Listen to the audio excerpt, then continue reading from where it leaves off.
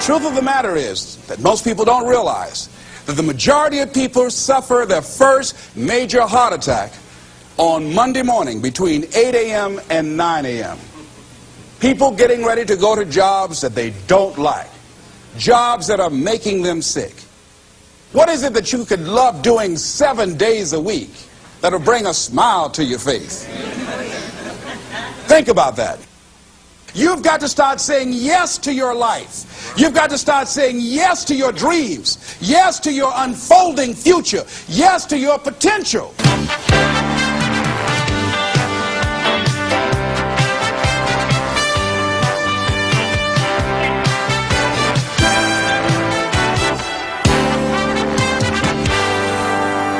Les Brown's business is changing lives.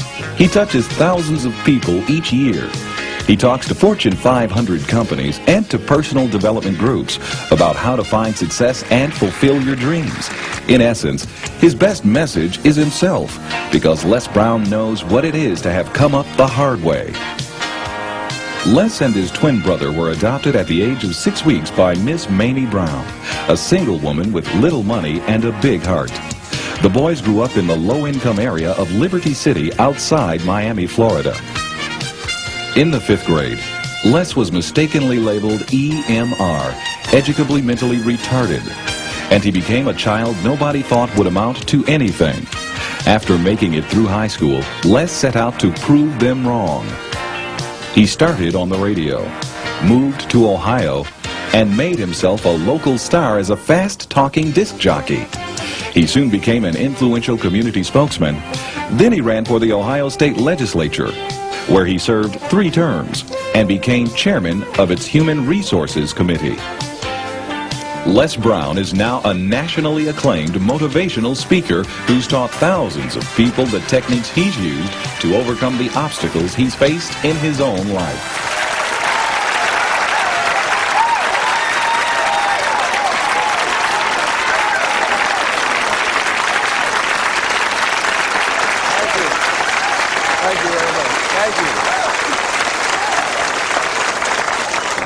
You guys look like you're ready.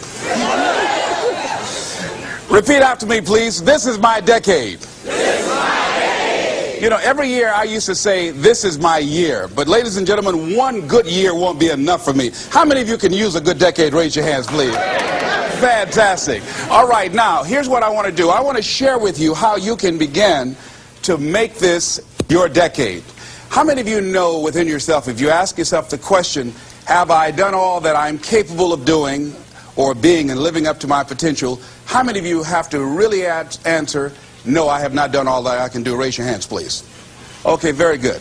Now, here's what we know. That people don't do what they know in life, but what they do is they operate within the context of the vision they have of themselves. So what I want to share with you is how to begin to get a larger vision of yourself and how to begin to make this your decade. Because in order to do that, it's going to be very challenging. It's going to require a lot of work on your part, an ongoing process of personal and professional self-mastery. And it's going to require that you begin to see yourself worthy of the requirements in terms of effort, in terms of commitment, in terms of action, in terms of preparation, or whatever it is that you need to do in order to take your life where you want to take it. So one of the first things I ask you to do is I want you to look at your life right now. And think about something that's important to you, something that gives your life a sense of value. Think about something that you'd like to have, or something you'd like to create for you or your family or for society. I want you to hold this thought in mind. Now, one of the first things I want you to do is don't worry about the inner conversation that you're going to have. Don't worry about how you're going to do it. That's going to come. You're going to develop a plan of action. You will find the way. You'll become the kind of person that can attract the people, the resources, and everything you need in order to make that become reality. But I want you to be mindful of your inner conversation. I remember once I was sitting in an audience, and Zig Ziglar, who I consider one of the greatest motivational speakers on the planet, he was giving a speech, and I was out in the audience, and I saw him going back and forth, and within myself I said, I'd like to do that. I can do that. And I leaned over to the guy next to me. I said, how much do they pay him to do that? And he said, $5,000. I said, I know I can do that. And I admired him. And then On the way home, when I was driving from Tampa, Florida, back to Miami, Florida, my inner conversation kicked in. And it said, Les Brown, you can't do that. You don't have a college education. Les Brown, you can't do that. You don't have the money. You don't have the contacts. You've never worked for a major corporation. What makes you think that you can make more in 1 hour talking than you've made working for a whole month? Now, I want to ask you a question. How many of you have ever thought about something you wanted to do and you talked you out of it? Raise your hand, please. That inner conversation, ladies and gentlemen, is the reason that most people take their greatness, take their ideas to the graveyard with them. You know, the wealthiest place on the planet, a minister said recently, and it was so true, is not the gold mines in the various areas of the world or the diamond mines. The wealthiest place on the planet is the graveyard. Because in the graveyard we will find inventions that we never ever were exposed to.